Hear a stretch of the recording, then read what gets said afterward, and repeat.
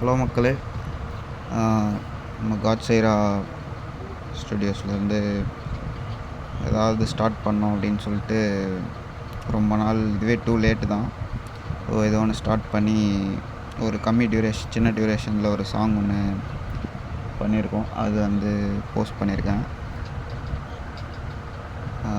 இன்றைக்கி என்ன பார்க்க போகிறோன்னா, இது 2ME. இது நிறைய பார்த்துருப்பீங்க. இந்த பிராண்டை வந்து நான் டாமினேட் பண்ணணும் இல்லை வேறு ஏதோ என்னோடய இன்டென்ஷன் கிடையாது.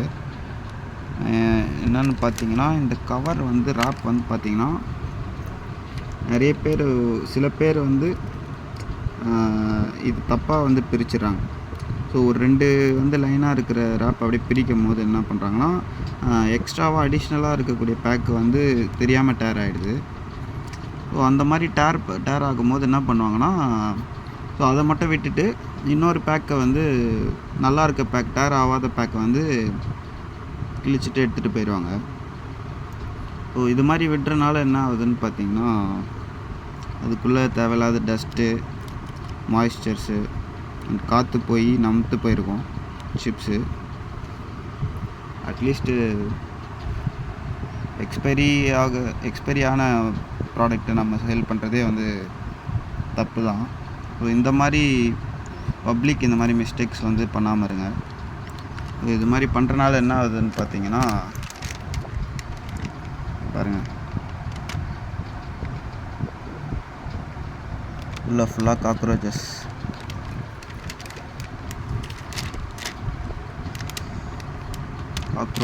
சாப்பிட்டுட்டு உள்ளே வந்து இறந்துருக்காங்க.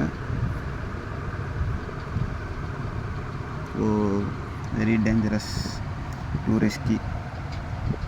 முடிஞ்சளவுக்கு அந்த மிஸ்டேக் அவாய்ட் பண்ணுங்கள். அப்படி இல்லாட்டி கடைக்காரர்கிட்டே நீங்கள் சொன்னால் அவரே வந்து பிச்சு கொடுப்பாரு உங்களுக்கு தேவையான சிப்ஸை. இந்த மாதிரி மிஸ்டேக் வந்து சின்னதாக பண்ணிட்டு போயிடுறோம். ஆனால் அது மற்றவங்களுக்கு பெருசாக பாதிக்குதுன்றது தெரிய மாட்டேங்குது.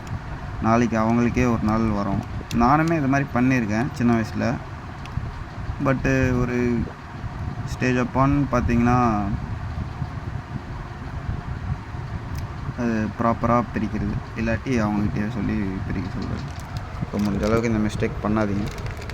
இது ஒரு அவேர்னஸ்க்காக தான் போடணும்னு தோணுச்சு. தேங்க்யூ.